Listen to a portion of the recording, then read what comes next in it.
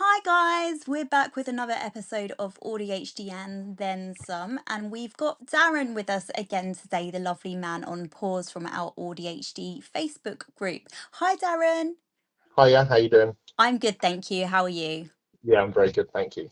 I'm gonna have to be really honest. You asked about doing this podcast, and I'm not 100% up on the topic.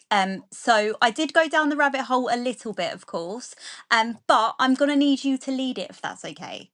Yeah, absolutely. I will completely do my best, of course. Amazing. So would you like to tell us what is the topic of the day?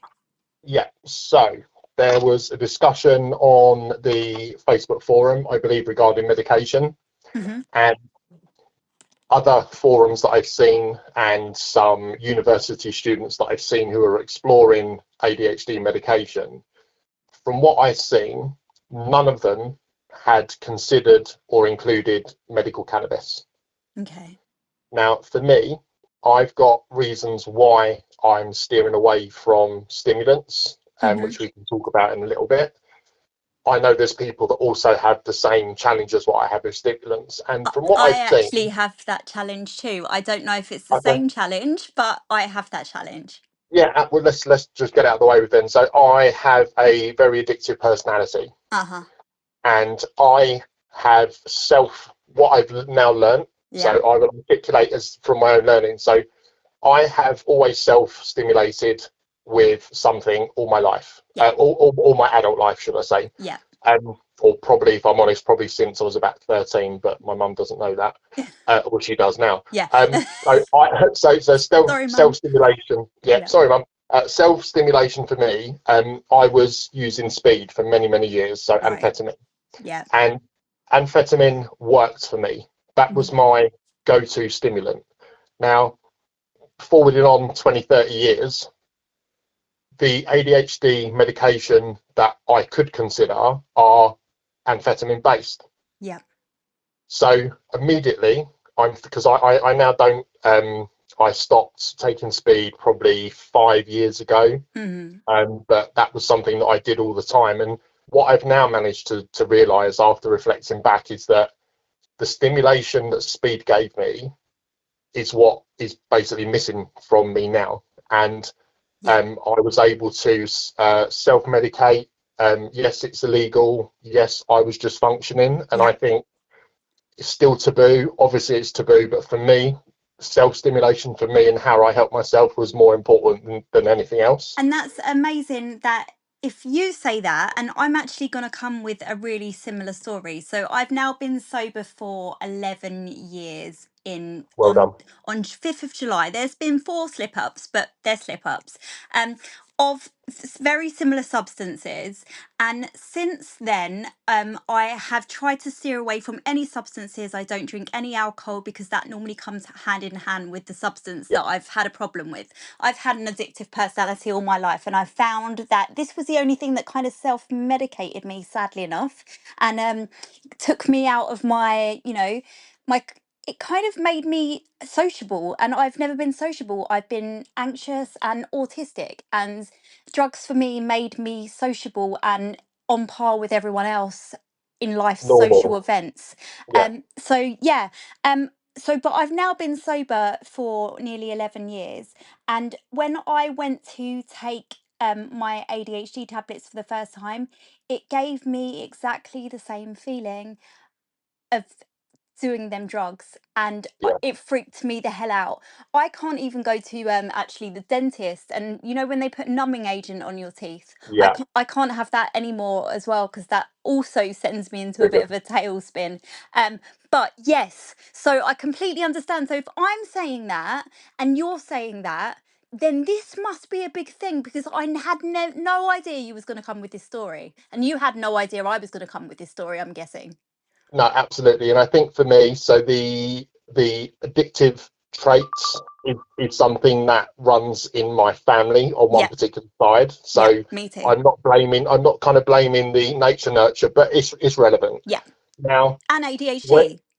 yeah, absolutely. So so my ADHD diagnosis was private. So I've spoken to the GP at length, blah blah blah, And even if they were going to accept shared care, Yeah. at the moment, I'm not comfortable and or in the position to consider meds that Yeah. I know may help, but I also know there's a risk of addiction or misuse. Now, that for anyone listening will probably resonate with more than not. Yeah. And I think for me, being able to speak about it from an honest viewpoint, Yeah. a balanced viewpoint, but also acknowledging that medical cannabis helps treat me without those substance addictive traits, because of plant medicine versus a synthetic amphetamine. Hmm. Very, very different, Yeah. but both of them are treatable to ADHD and autism traits, but it is not widely known, and I don't know why. I agree. I agree with that as well. You know, I grew up in the UK.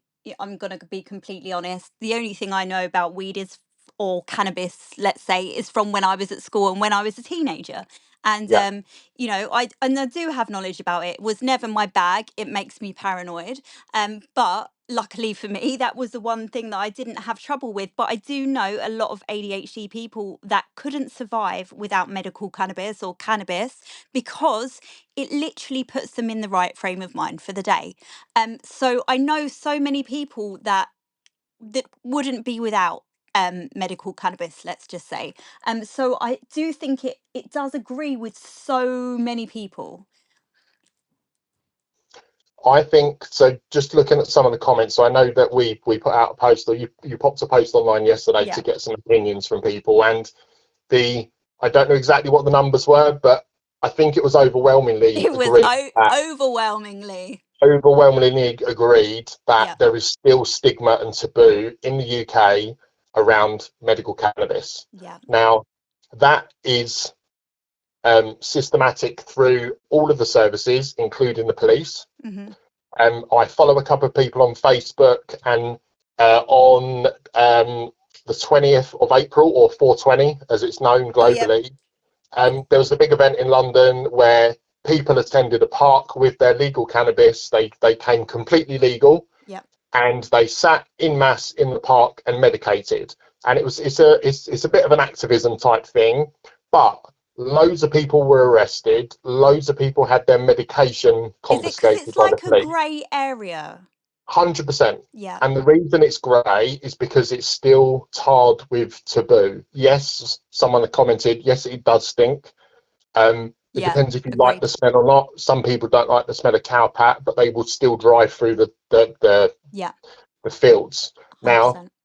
from a travelling point of view, I'm still dubious about. So I travel for work, and I've now disclosed to work that this is a medication I have. I'm still dubious about travelling abroad with it, as are many, many other people. And for me, the reason I wanted to bring this to the table from a kind of neurodivergent perspective is that the long list of things that you need to qualify for medical cannabis is huge. And the reason it's huge, and this is where it's really important, synthetic medication, stimulant medication that is for ADHD, many of them are branded under different names, but they're the same type of drug. Yeah, Now, like the all thing, drugs, really, like quite a 100%, fair few of them. Yeah, 100%, yeah, absolutely. antidepressants and And etc. yeah, whether it's an SSRI or an SNRI, Correct. which I also take, Yeah, me too. medical cannabis has got such a vast amount of options for different strains of cannabis.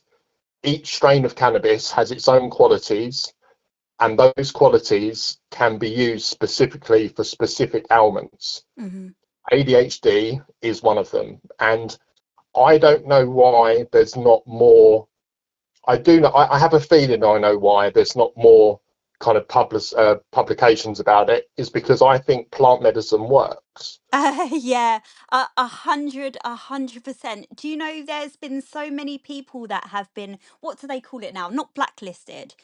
You know when you do something wrong and they strike you off. There's been so many. There's this one lady called Barbara, and she come out with a list of all these plant medicines that work to Yeah, cure lots of crazy things, like even things like cancer and stuff like that. And she got yeah. struck off for voicing it. And there's so many like that. I think a lot of people don't want that to be a thing, plant medicine, but I completely agree that there's too much research that it works for it to be poo-pooed rather. No, absolutely. And if you, again, going back to some of the comments, so we had a comment from someone that I'm not going to name, but they are in the Netherlands. Yeah. Now, the Netherlands, when I was growing up as a teenager, if you wanted to go and get wrecked, you went Yeah. to Holland, as It it was was the then rite of called. passage, wasn't it? It was a I've got rite of passage. three It, teenage boys. Well, they're not teenagers now, they've gone past teenagers, but yeah, it was the rite of passage. absolutely. And I never went because kind of smoking, that was never my thing. Yeah. And cannabis has only really been my thing in the last 2 years, and that was trying to smoke it originally, but I didn't smoke and it didn't make sense. Yeah. But it gave me enough information to start looking at the qualities of plant medicine. And because I didn't, so I'm on a venlafaxine, which is an SNRI, and I'm on venlafaxine. I think we spoke before. Yeah. I'm on venlafaxine for my BPD, which I'm challenging. Yeah. Venlafaxine and the stimulant meds for ADHD don't mix. So Right. even if I wanted to take one or the other, I can't and I wouldn't because I'm still on one. Yeah. Now, medical cannabis doesn't have that same risk profile for two reasons. One, the data isn't there, which I completely understand. But the second part is a plant-based natural product, even if it's manufactured in a medical environment, in my opinion, should have better and or different qualities than something that's just synthetic and only is this. And if you 100%. think of this, the synthetic makeup of drugs, like a paracetamol, apart from strength, apart from maybe the addition of caffeine, most of it is the same. Yeah. Medical cannabis, I order my medical cannabis online. I won't mention the clinic that I'm with, I'm not affiliated with them, but the clinic that I'm in, I had an assessment. I showed them all my psych reports. I showed them my ADHD diagnosis. This was even before the autism one. They had my history of everything. The only other stipulation is you need to have tried at least 2 medications for And your then condition. and It it doesn't have and to it be the hasn't same, worked for you. and it hasn't worked for you. Now, that can be your interpretation, it didn't work. And there has been a few posts online around people that take, 2 people are taking venlafaxine, didn't feel great, but didn't really know what to do because they were told they should take them. Yeah.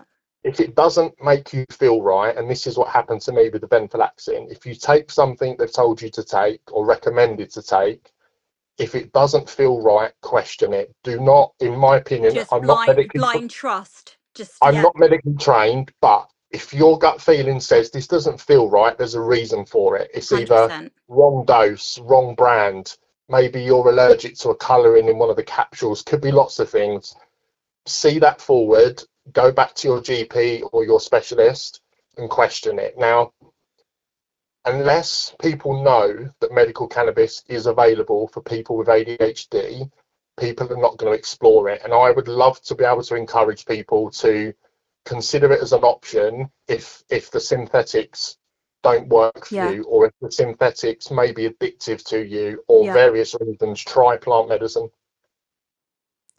I 100% agree, because to be honest, and I go down a lot of rabbit holes. I've got a lot of useless information about a lot of different things. And I was quite shocked that I actually didn't know the rules. And as an ADHD person, a person that has ADHD, I actually didn't know the exact rulings. And I normally know the rulings for everything. I didn't know the exact rulings on cannabis. I don't know the correct terminology. And that's someone that works within an industry with ADHD people, and I didn't know. So, if I don't know, then not many people must. Yeah, absolutely. And I just want to throw something out as well. So we had a comment from a anonymous member 315, and I'm just going to read it out line by line because it's an important balance. So The person says it's only a matter of time before it comes down in price due to medical prescription hitting close to several 100,000. Similar with Ritalin, was thousands in the 90s, probably millions now. So this is about legal cannabis. Yeah. So there are some points. So point number one was psychotic illnesses is a huge no. This is evidence-based. So what I think that is saying is that there are psychotic illnesses that have been Linked. linked Yeah. to cannabis, which I absolutely accept. 100%.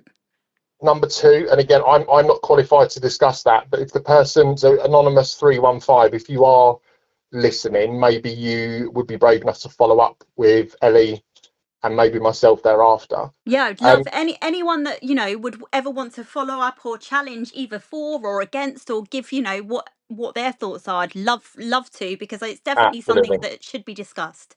Yeah, absolutely. Awesome. So number two is there are contradictions with stimulants due to hypertensive effects of THC. Again, I don't know the details, but it interests me and I can understand. Two people have mentioned about the parental lobe execution function is often worsened with ADHD and more so with cannabis, as this is an area that affects the most. Now, I would love to learn more about that. So that's something I'm definitely going to follow up on. But again, anonymous member 315, if you know this for sure, then please jump on and share. I can't say it. Member, And it anonymous, sounded very intelligent. Actually, I would love to absolutely. know. I would love to know who they were. They were very intelligent. I would love to be able to pick their brains a little bit. So if they are Yeah, comfortable, that 100%. would be amazing. But I also understand why they wouldn't be comfortable, because it's a taboo subject. Yeah, absolutely. So point number four here really encapsulates what I think plant medicine can do if you look at it and you use it in the right way. So despite 1, 2, and 3, this person has said, despite all of the above, I use both stimulants daytime and medical cannabis at night. Yeah. They are very lucky. So even though they're acknowledging there is some side effects for psychotic illnesses, that's acknowledged and probably well researched. Sometimes it does contradict with different stimulants. It can affect execution function. Even despite that, they are able to medicate themselves sufficiently by using stimulants for the daytime and then medical cannabis at night. Now, this person said they're very lucky. I would challenge the word lucky, because I think that should be something we all have access Access to. to. Yeah. Now, I don't know where this person lives. The way they're writing, I I'm would probably presuming not assume US UK. or UK, possibly, yeah. And I think what one of the other questions is about, should the government think or consider about decriminalizing and or making plant medicine more freely available? Because although I think you can get one product on the NHS, and I think that's a medical cannabis oil, there are probably 50 different clinics that you can access in the UK privately. It's cost effective for medical cannabis, and the list of things and ailments that medical cannabis will be considered for is really, really long. What I would do, Yeah. I will collate a list of ailments and pop it Is on it? the And it's a lot of put them things in the like, post. isn't it? Fibromyalgia, Yeah, MS, all fibro, MS, neurological yeah, problems. Lots. menopause, yeah, Menopause. Yep. menopause, ADHD, So depression, much stuff. even asthma as well. So I'm Wow. asthmatic, and there's a certain See, I would strain never have of thought that. cannabis that That you can seems get. like a big contradiction, doesn't it? Absolutely, absolutely. But there's a certain strain that when you vaporize it at a certain temperature, the terpenes that are in it help relieve breathing difficulties. So Yeah. again, it's not widely known. CPD, sorry, not CPD. What's the breathing? COPD. That's something that qualifies for it as Oh well. yeah, I know. Now, See it. Yep. what I would like to be able to do is have another conversation with Anon member 315 if they are willing to, or if there's anyone else listening that has more knowledge than what Ellie and I do, but would Yeah. be willing to talk about it.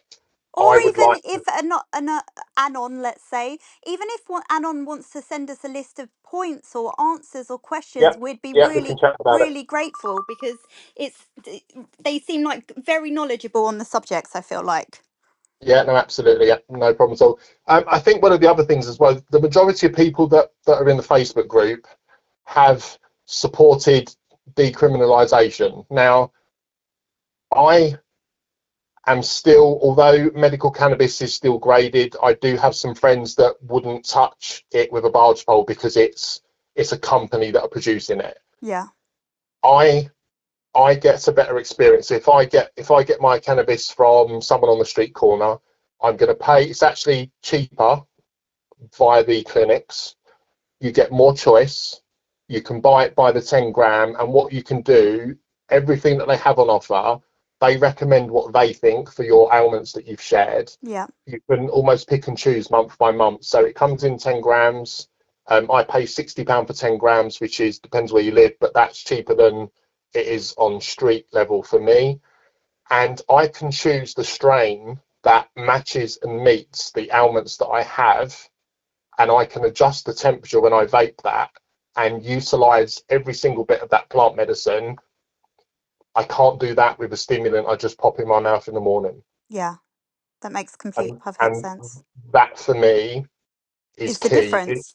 It's given me the option. So the information has given me, the information has given me the option to research what works for me. And for me, medical cannabis at the moment is better for my ADHD and autism than the risk of addiction again on a amphetamine-based stimulant. I'm not going there, and I can't. Yeah, for me, it's not worth the risk either. So Mm. I have took ADHD medication sometimes. It does take, it brings Johnny, my autism side out. Here's Johnny, and I start Yeah, acting a lot more autistic. But sometimes it's just not worth me taking it because it just puts me in that same thought pattern that I've been in many years ago, and it's just not worth it. So sometimes it's the less of two evils, and for me the less of two evils is to be ADHD hyper and not take the medication. 100%, And that's, I 100%. think, the same as well with, somebody cited, what about paranoia with cannabis? I think you have to weigh it up and you have to think, what's the less of two evils? Yes, I may gain paranoia one day from, from smoking it, but am I going to gain a lot more positive benefits as well? I think also that's another reason why street weed, unless you've got someone that's helping and they have access to lots of different strains, there are certain strains at certain temperatures that give more paranoia than others. Yeah. So the person, I guess it's the same with anything. If you eat a particular piece of food and you're ill from that food, if there's different brands of that food or different ways it's processed, it doesn't mean you're going to be allergic to that as well. And I think for Yeah, it me, might just have gluten or it might just have something. something. So for Yeah. me, one particular experience using plant medicine, if that's giving you a bad, shitty experience and it still interests you, don't allow that to kind of scare you off. Yeah.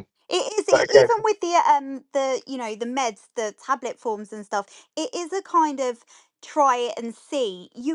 It's not, I think a lot of people come to me and they say, "Oh, I've just gone on ADHD meds and they're not working." I think a lot of people don't realize it is a whole titration process. It takes a long time. You have to sometimes kiss a lot of frogs, try a lot of doses before you find the thing that works for you, or try a lot of different brands. So this could be an extra added thing that people aren't considering because of the stigma.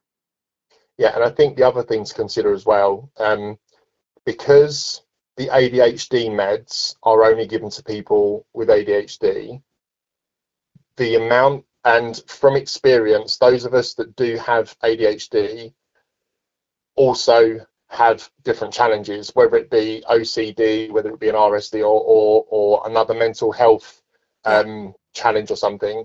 The long list, which I will share, of ailments that medical cannabis will qualify you for, if you suspect or you're self-diagnosing ADHD, medical cannabis could be available to you to treat your To symptoms. You treat that might other not need thing. to, yeah, to treat the other things. You might not have to have the ADHD diagnosis to be able to get help for ADHD. And that was the route that I explored. I started to explore that route before I actually had my diagnosis. Hmm. And as the time went, I just built my case up more and more.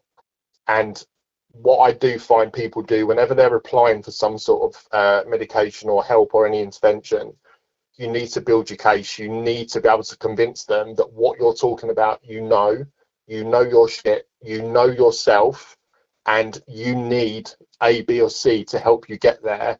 And if you build your case good enough, I don't believe any decent GP, if you're genuine and you're able to back up your how genuine you are with evidence, I don't see how they could refuse you for things. I think if you were I think if you're going there with evidence and willing to go back time and time again and prove to them that you want medical cannabis for a reason, I think you would be quicker to go and buy some drugs from a street corner. You know, the fact that you're going there and you're Yeah, asking again and again shows that you want to do it the legal route and the legal way, and surely yeah. that's believed. It 100%. And I think just looping back to what I said at the start with the 420 event in London, Yeah, even though going down the medical cannabis route would essentially be legal, um, if the police and the services aren't up to date on what's law, then whether you're legal or not, it's going to cause you trouble. And this is where the stigma needs to break, because yes, the event that was in London was a little bit of a kind of two fingers up to the establishment. yeah, Why not? Why not? Medical cannabis has been around in the UK for years, yeah. and it's only really probably in the last 5 years really taken off. And I think a lot of that was to do with how they've changed their rules in the US. So I think that's something that's We're positive. slowly following suit. We're slowly following suit, and I still see on my local Facebook group like people complaining that next door's having a joint and it stinks, and right, just go and talk to them, right? Rather than moan about it. If I was out somewhere and I was medicating, if I was in the park, I would go to the other end of the field anyway. I'm Yeah, not just going to sit there and do it. I'm not entitled enough to be able to do that, but there are. yeah, And I think I get that. a lot of those people that see some entitlement, which is warranted to a point, those are the types of people that would go to the 420 events, but loads of them were arrested. Loads of the police um, confiscated it. But that for me is great because it drives conversation and it drives change, which is exactly why I wanted to talk to you about it. Yeah, that makes perfect sense. So, how can the police legally, you expect the police to not confiscate it if it's legally theirs? How are they not up with the policies? I believe what happened was um, some people who have medical cannabis choose to smoke their medical cannabis, which, in terms of how you dose the medical cannabis, is illegal. Oh, okay, right, that makes So sense. it's a So, misuse. is it usually put in a vape then? It's vaporized, yeah. Right, So, that makes perfect sense. and this is where I think I said, so if you have plant medicine, that plant medicine has terpenes, and in those terpenes, every plant has them. And basically, those terpenes have qualities that when they're heated, they release those qualities, and those qualities can be different depending on what the plant medicine is and depending on what temperature. When you smoke cannabis or marijuana, it burns it, which just gives you the THC hit immediately. So that's why you get stoned with it when you smoke it. So people that have been used to smoking it, when you vape it, it is very different. So, do you not But get stoned with it if you vape it? you can do if Yeah, you have the temperature up high, and sometimes I have to play with. So do I inhale for 6 seconds and hold for six? Sometimes if I hold it in for too long, it's too much. yeah. I'm still 6 months in, so on the grand scheme of my 47 years on this earth, 6 months in, still quite new. Um, but when you start to research the particular strain of plant and what those terpenes do at certain temperatures, I've got a temperature chart. So if I have a nighttime strain and a daytime one. So similar to what people have with their kind of nighttime, Yeah, daytime stimulants. My daytime one, lots of people on there's a website called Medibud, I think, and it's a bit like WikiLeaks for medical cannabis. yeah, And people can leave reviews on different strains. The strain that I had for my daytime was one that people with ADHD had recommended. yeah. So there are sources out there that you can Research. Yeah, Yeah, that you can. absolutely. Can you go to your doctor and ask them for advice? Is it at that point yet where you can go to your doctor and ask for advice about stuff like this, or do I they? don't believe. Yeah, I I don't don't think it believe it is is. So either. when I had my initial assessment, it was £50 for the initial assessment. Um, I had so I had to submit all of my. You don't have to submit your NHS records, but I chose to because I've got nothing to hide. And actually, my NHS record is the reason why I'm asking. So I was very open with that. I had about a 30-minute online video assessment with a doctor. Within 24 hours, that had then been written up and sent to me to approve if the points were correct, which I did. That then gets sent to a panel. So every week, this particular clinic, every week they have the people that they've interviewed, all of the notes, and they sit round a care panel and they basically vote whether you are able to be prescribed or not. Yeah. And within a week, I had a letter of confirmation saying that I've been accepted onto the scheme. It's £5 a month, which covers all future meetings, which are every 4 months. And the prescriptions, I get 10 grams a day and 10 grams at night. When I've run out, I go online, I request another prescription, I update what my usage is or what's been going on. They review it and either approve or reject it. And then I just go online and pay, and it's sent by DPD, Yeah, that secure was my delivery. next question. I was going to ask, how do you obtain it? Do you go to a pharmacist? Is it sent to you? Yeah, no, it's sent to me by DPD, secure deliveries. The DPD, I believe, have got the UK contract Yeah. for a few different clinics, and it's done by that. It's all tracked, it's all pin numbered. Do you think Um, more research needs to happen before wider legislation happens, or do you think there's enough evidence already to back it up? I think there's enough evidence, and I'm pretty sure the reason that we don't know about medical cannabis in It's the because it might mainstream help us. is as it might help us, and the Yeah. government aren't at the moment taxing it. Yeah, I get that.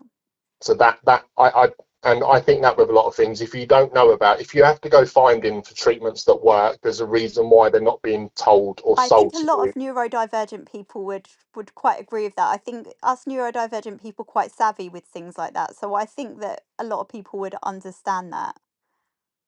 I think it's a trust thing for a lot of us. Yeah. I it's not that I don't trust individuals. I don't always trust my own interpretation of what I've read. Yeah. So it takes me a while to interpret information. Sometimes I have to, and this is where the rabbit hole thing comes in. For me to be able to interpret something, accept kind of to an acceptable level for me, I will go down that rabbit hole and research it, and then make my own decision. Now, that's the type of thing where with my GP, if I'm approaching them, so when I started to reduce my venlafaxine, I was on 300 milligrams. I'm now on 37.5. Over the last 3 years, I've reduced that down with support of the doctor because I didn't really give him a chance to say, no, this isn't safe, because I stated my case well. Are you still there? I was just Yeah. asking you the same. Yeah, I'm still No, there. I was immersed in the comment. I'm trying to carry on following. Yeah, carry on. Classic ADHD that we both go silent. Yeah, so actually, I never really give my doctor the opportunity to disagree because I do my research and I state my case well, and I know that can be It's hard absolutely for people tiring. to advocate for themselves, I think, as well, though. 100%. And I think one of the early videos that I saw you posted was about how it wasn't that long ago where you weren't really self-advocating for yourself, and I No, think never. what you are doing and the way you are doing, minus a couple of people complaining about weird videos, which is okay as well. I What think ones are the advocating for you, weird ones? Do you think that was aimed at me? I'm not sure. I'm not sure. Again, it's interpretation, right? But I just think for anyone listening, and again, I'm very vocal. I love talking, and I'm very vocal about my story now. And the reason why I'm more vocal about it is because I didn't have the information anywhere 100%. near the Same with information than me. what I had. That's why And I want to shout it from the rooftops now so that nobody goes through the same situation. That's yeah, why I'm absolutely. trying to advocate for everybody. Well, I think you are, and there's always a risk of when a lot of my friends that I know who know me well will listen to what I say. I ramble a little bit, but I get there in the end. Me too. It I don't want people to think that, oh, he's just talking out of his backside or he doesn't know. If people are listening and something I've said is incorrect, challenge it, Yeah, challenge me. 100%. We do not learn unless we are communicating openly, honestly, and that's only going to be corrected or improved on if people are willing to challenge respectfully as well. Yeah, Um, I understand that like the man on pause thing isn't my real name, so I talk about being authentic behind not my real name, and yeah, obviously we've spoken about the reason for that. Um, my name is Darren. I live in Reading. My handle is Man on Pause. There's a story behind it.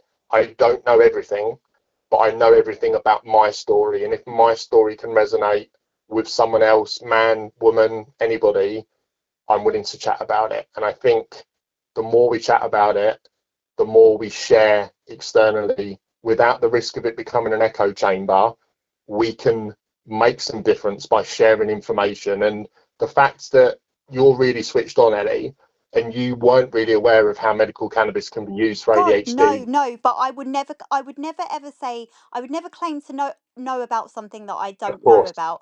We 100%. all have our specialities. I mean, you could ask me about religion, and that's my speciality. You know, I'm going Yeah, to know no, everything about it.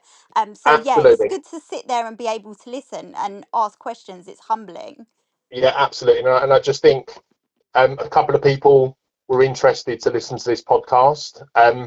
I definitely think it's probably got room for a follow up. So if anyone's 100%. listening, if you want to jump on, give Ellie a shout, speak to her privately or message. And I think medical cannabis for me has changed the way that I am managing Can myself. I just ask you? Yeah, Yeah, I don't know how long you've got. What symptoms of ADHD do you think that it helps you with the most? it's twofold really. So my impulsiveness Yeah, is less um, with treatment on the medical cannabis. So that can be for anything. So whether it's impulse buying, impulse yeah, behaviours, eating, drinking, it chills me a little bit. Um, the other thing as well, because of the addictive personality that I know I've got, I've also given up alcohol. So Boxing Day was my last alcoholic drink, yeah. Well and done. that isn't something.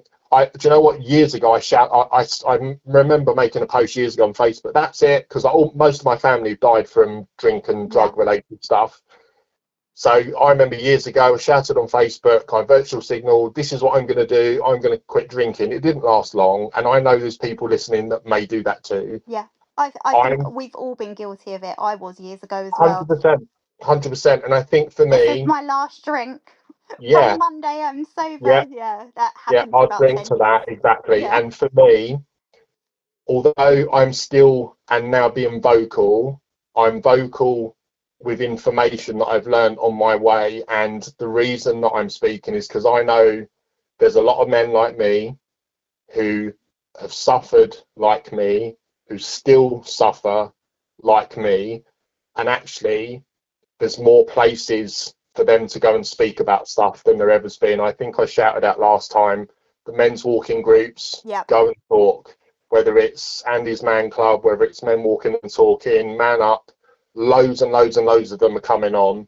If you're a man around my age, be brave enough to speak about your story that isn't around the pub table, because there's loads and loads of people that would benefit from your insight if you're brave enough to share it. yeah. I think that's the thing as well, especially with the ADHD people. I think I used to talk a lot, and it didn't really matter. I'd talk around the pub table and etc. like that. But I think now we need to come further with our advocacy, because we're being told about ADHD by people that don't have ADHD, and the only people that can tell it from our true point of view is us. So I think we've got an important task on our shoulders to kind of Absolutely. to teach people.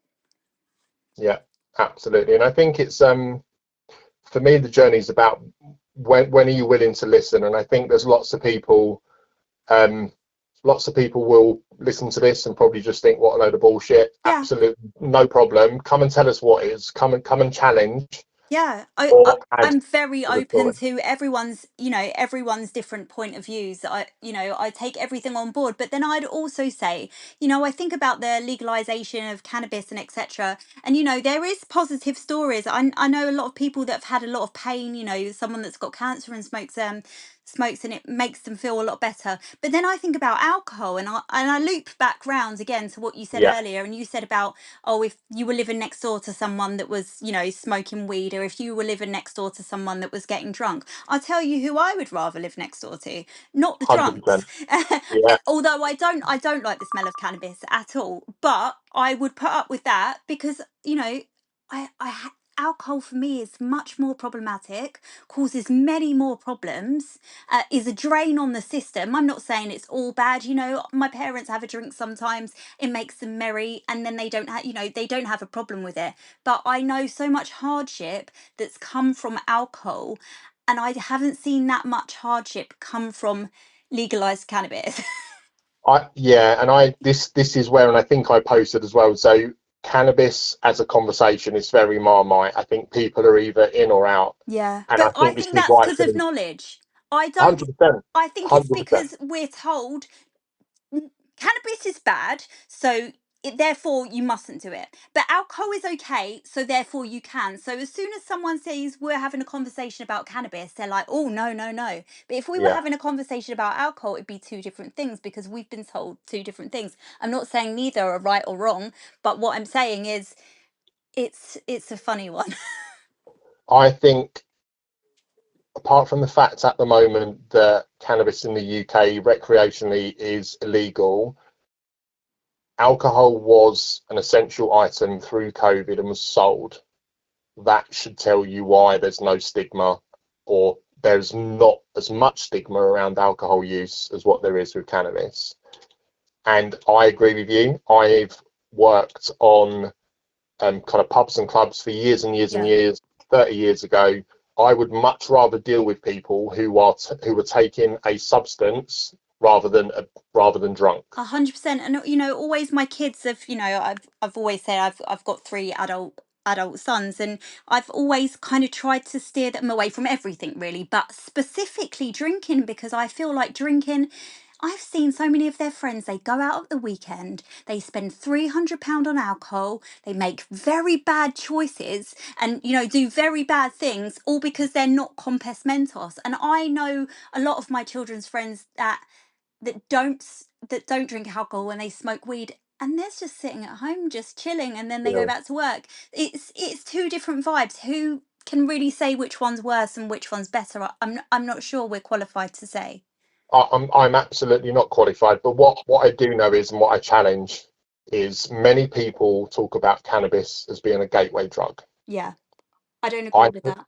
I don't. I think the gateway drug is alcohol. I also agree with that, but I think because, without cancelling myself, I think that they can't tax cannabis at the moment, but they can tax alcohol. So that's Oh, of course, I of course, it, of it course. it's a no-brainer really, and if someone hasn't worked that out, then that's quite sad. But I do think that's why alcohol is allowed and cannabis isn't, and that's a sad story because I feel like it does have a lot of benefits for a lot of people, and the good outweighs the bad. And even for your life, you said the good outweighs bad, and I'm not being naive. I know a lot of people as well that have been affected by illegal cannabis, and they've become paranoid and Yeah, lazy, and yeah, god, of there's course. so many bad things.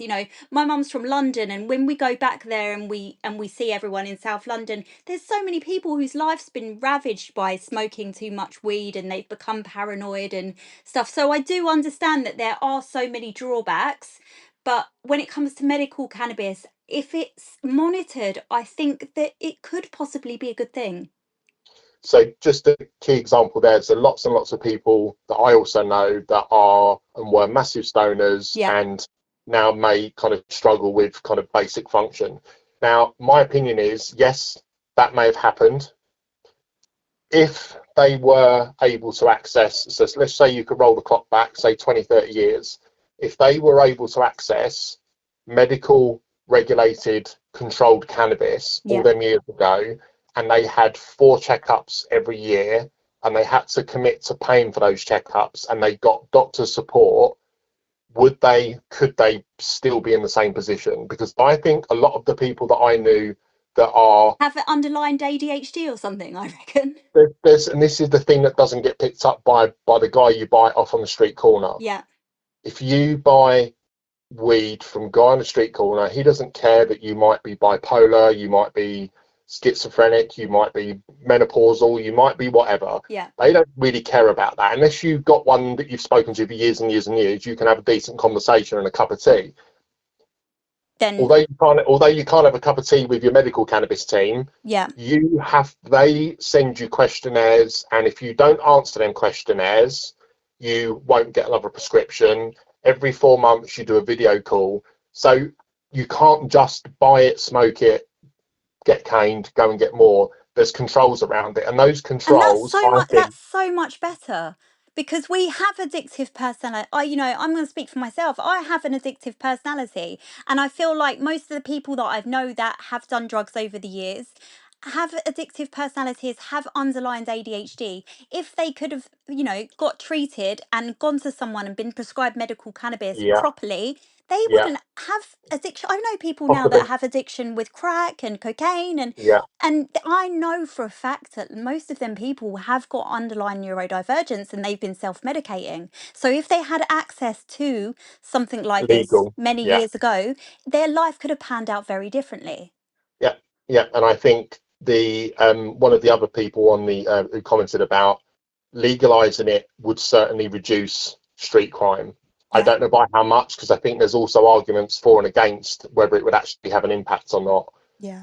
I think because if I think if I was working or representing the government, I think the government are missing a trick, because essentially, regardless of whether you believe or trust the government or not, by keeping rules and regulations around recreational plant medicine, if you was to relax those rules or regulate the plant medicine industry, you wouldn't need to go to the guy in the street to self-medicate, which then may lead to other things, Yeah. which then may lead to other situations where some intervention could have been helped. The guy in the street corner, generally speaking, is not going to go and get 10 or 15 different strains of weed to give you the choice. You're going to get what he's got. Yeah. Now, getting what you've got from someone on the street to deal with a medical symptom that you have is not always going to work, because you're not going to get what you need for that particular symptom. Yeah. Going down the medical route, you get an online portal. You can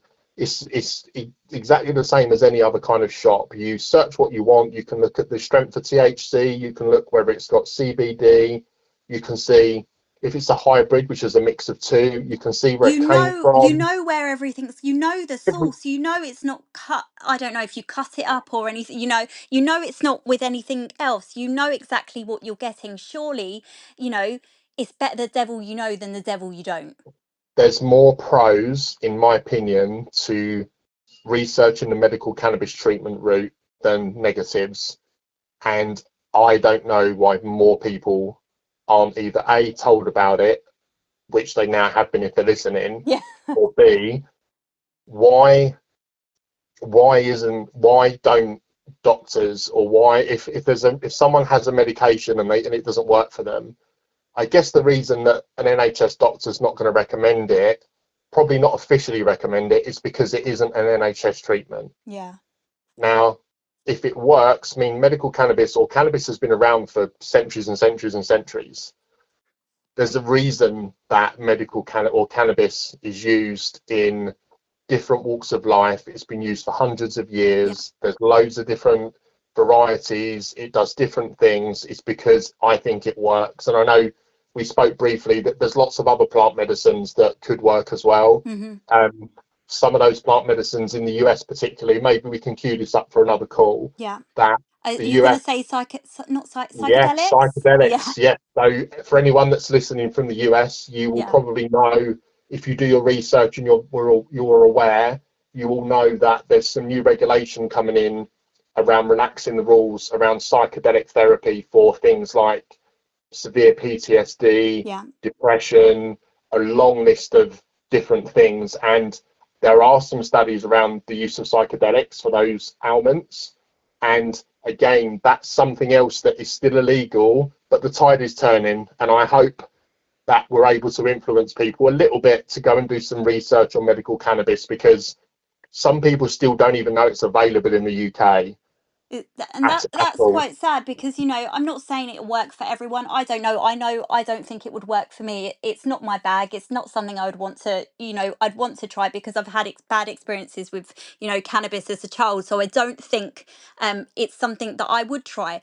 But I know a lot of people that it's working for, so you can't deny it's working. And also, in terms of it being a gateway drug, I know a lot of people from a lot of different walks of life. I've worked in a lot of different fields. I've had a lot of different friends, and I would say when it comes to psychedelics and cannabis, it's not a gateway drug as much. I know a lot less people that move on. They, you know, normally there's psychedelics or cannabis, and then there's alcohol and cocaine and crack and heroin. I don't really know many people you know, do cannabis and also, I don't know, like I don't know what I'm trying to say. I've gone down a rabbit hole.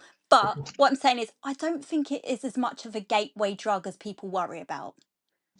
I think the reason that we still call cannabis a drug but not alcohol a drug says everything. Do we not call alcohol a drug anymore? Whoever's, I mean, I don't know who calls out. I think because alcohol is so widely accepted, See, I would and I say it had was a this. drug. I think it is a drug, but we Yeah, don't call it a drug. So if people are still going to call um, plant medicine a drug, yeah, then why don't we challenge that and call alcohol a drug? And I think as well, I had a conversation with someone that's a crack addict or a drug addict are called addicts. Someone that is a alcoholic are not yeah, called alcohol addicts. And I think we spoke 100%. last time. Let's start, if we're gonna normalize things, let's start calling it Calling it alcohol, what it is. Yeah, alcohol drug, alcohol addicts. And yeah, if that raises eyebrows, then let's talk about why. Because people that self-medicate on weed illegally, yes, illegally, it is a substance that is a controlled substance and it is illegal. Let's challenge the taboo. And if we're not going to be able to be brave enough to challenge the taboo around medical cannabis, then let's equal it and let's do the same for alcohol and that call that make a drug. that makes perfect sense. Yeah, 100%. amazing. Amazing. Thank you so much. I feel a lot No more problem at all. informed. I'm going to go down more of a rabbit hole in the moment. But honestly, thank you so much for coming. And it was No lovely to problem at speak all. to you again. No worries. Thanks, Thank Ellie. Take you. care. Bye. Bye.